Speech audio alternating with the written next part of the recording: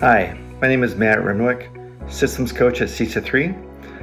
Every school I visit has a Response to Intervention program, RTI, but not every school has the system to make it work. Here's the difference. In a program-centered school, when a student qualifies for reading support, one person assigns them to Tier 2. Progress gets monitored, done. In a system-centered school, that student's qualification launches questions. How's core instruction working for them? What about attendance, behavior? Who else is working with the student? The team slows down to understand root causes, not to deny support, but to get it right. That's MLSS, Multi-Level Systems of Support. It's the infrastructure that makes RTI actually work. Multi-level systems of support ensures your intervention efforts serve students, not programs. I work with area schools through Wisconsin's MLSS project, a low-cost, evidence-based approach to serving each and every student.